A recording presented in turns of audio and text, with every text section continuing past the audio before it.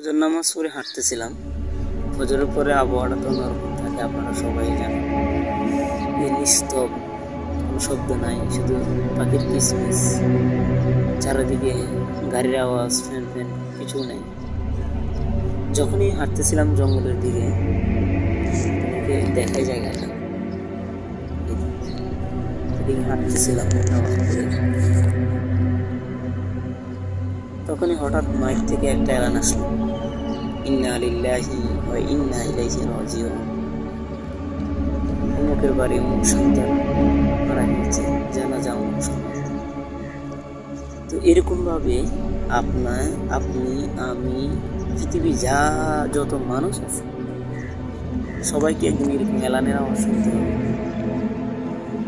যে কোনো সময় আমাদের মৃত্যু ঘন্টা বেঁচে যেতে পারে, কারণ এটা নির্ধারিত না। এটা একমাত্র আল্লাহ জানে কার হায়াত কতদিন, কে কখন মরবে, কে কখন কি খাবে, তিনি ভালো জানেন। আল্লাহ সময় দেন, মানুষকে সময় দেন, তিনি যখন ধরেন ছেড়ে দেন না। যখন আপনার মৃত্যু আসবে, দুনিয়ার কারো ক্ষমতা নাই আপনাকে বাঁচানো, কারো ক্ষমতা নেই। আপনি বাঁচতে পারবেন না, মৃত্যু থেকে আপনি বলাতে পারবেন না, এটা শিওর। এই জন্য যে কোনো সময় আপনি যেখানে থাকেন আল্লাহ সুবহানাহু ওয়া তাআলা তাসবিহ পাঠ করবেন। কারণ এই কারণে করবেন, তিনি যে আপনাকে এখনো পর্যন্ত হায়াত দিয়েছেন, এখন পর্যন্ত আপনি রূহটা শরীরের ভিতরে কাজ করছে, এটাই শুকরিয়া আদায় করবেন। দুনিয়াতে আপনি কিচ্ছু দেন না, শুধু হায়াত দিয়েছেন। এই হায়াতের শুকরিয়া আদায় করুন, বিশ্বাস করেন আপনি আল্লাহকে খুঁজে পাবেন, আপনি দুনিয়ার শান্তি খুঁজে পাবেন।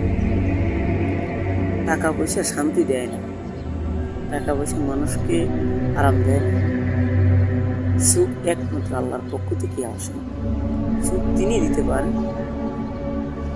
এই জন্যে আমি একটা কথাই বলবো, যে যেখানে থাকবে আল্লাহ সুবহানাহু ওয়া তাআলা জিকির করবেন, আল্লাহ তাআলা স্মরণ রাখবেন, তিনি আপনাকে হেফাজত করবেন।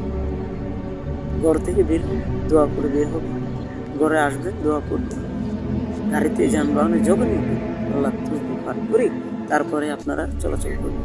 অফিসে যান, আল্লাহ সুবহানাহু ওয়া তাআলার ইবাদত করবেন। কাজের ফাঁকে ফাঁকে আপনি আল্লাহ ইবাদত করতে পারেন, এটা তাসবিহ জিকির করতে পারেন। আল্লাহর ইবাদতের জন্য কোনো সময় নির্ধারণ নেই, আপনি যখন মন চায় তখন করতে পারবেন, যখন মন চায়। কিন্তু নির্ধারণ আছে নামাজ, 5 ওয়াক্ত নামাজ আপনি টাইম টু টাইম জামাতের সাথে আদায় করতে হবে, কারণ এটা আমাদের জন্য ফরজ, এটা করতে হবে। চেষ্টা করবো আমরা ইনশাআল্লাহ। তো আজকের কথা এটাই, যেমনভাবে আমি ভিডিও শুরু করছি, হঠাৎ করে আসলো ইন্না লিল্লাহি ওয়া ইন্না ইলাইহি রাজিউন।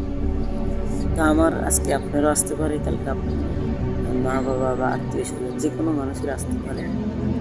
আমরা সবাই দোয়া করব, সবাই সবার জন্য দোয়া করব, যাতে আল্লাহ সুবহানাহু ওয়া তাআলা আমাদের হায়াতকে দীর্ঘজীবী করেন, তিনি আমাদের দেশটাকে খুব সুন্দর রাখেন, আল্লাহ যেন আমাদেরকে নামাজ জামাতের সাথে আদায় করার তৌফিক দান করেন। আল্লাহ সুবহানাহু ওয়া তাআলার কাছে সেই কামনা করি। আসসালামু আলাইকুম।